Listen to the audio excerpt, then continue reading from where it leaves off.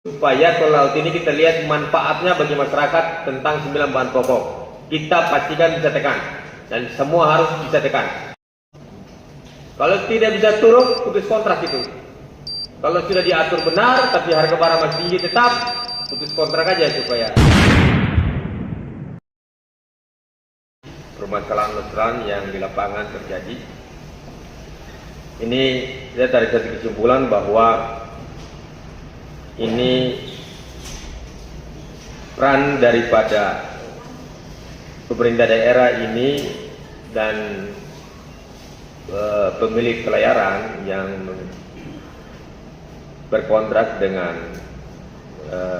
program tol laut ini ada satu dinding pemisah yang satu teriak sebelah dan satu teriak sebelah, dan tidak ada jalan keluar. Yang tadi Pak Rasman bilang, ini bahas tol laut ini yang sekian kali dan tidak ada kejelasan, dan mungkin ini rapat terakhir untuk tol laut.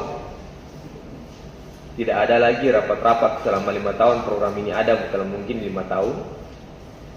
Dan ini rapat terakhir bahwa di sini harus ada satu keputusan bersama, dan itu tidak bisa dimain-mainkan lagi. Jadi mungkin di sini semua di sini yang pengguna tol laut ada.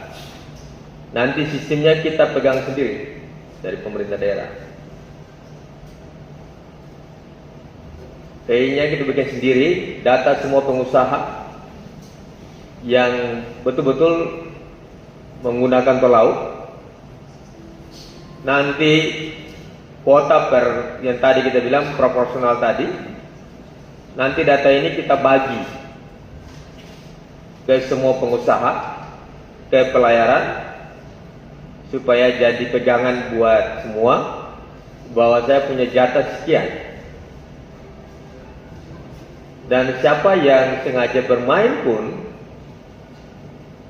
nanti setiap kapal diminta supaya manifestnya dikasih ke Pemda. Setiap kapal tol laut dikasih manifestnya ke Pemda.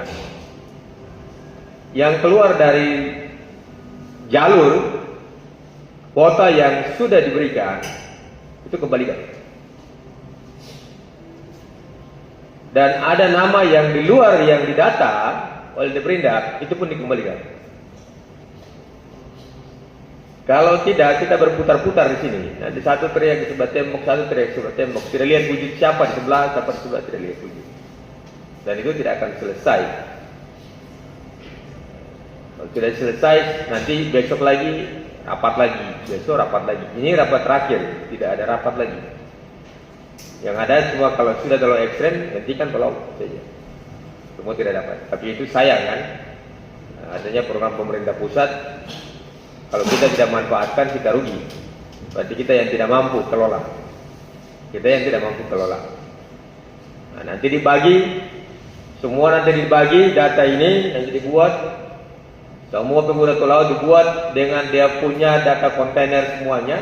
Ini dibagi semua toko. Jadi semua terang benderang ini. Oh, saya dapat 1, saya dapat 2, saya dapat 3, saya dapat 5 dan sebagainya. Proporsional sesuai dengan toko masing-masing dan kapasitas toko masing-masing. Nah, supaya semua lihat, oh iya betul. Yang berikut dengan dia punya data muatannya yang harus dimuat di tol laut itu apa saja? Ya. Jadi kalau tol laut cuma bisa 20 ton, reguler bisa 25 ton. Ini contoh ya, berarti ada 25%. Kalau 25%, 10 tol laut harga ini tambah 25%, ya sudah hampir mendekati juga dengan reguler. Jadi namanya saja murah, tapi isi sedikit. Ya sama saja jadi mahal juga.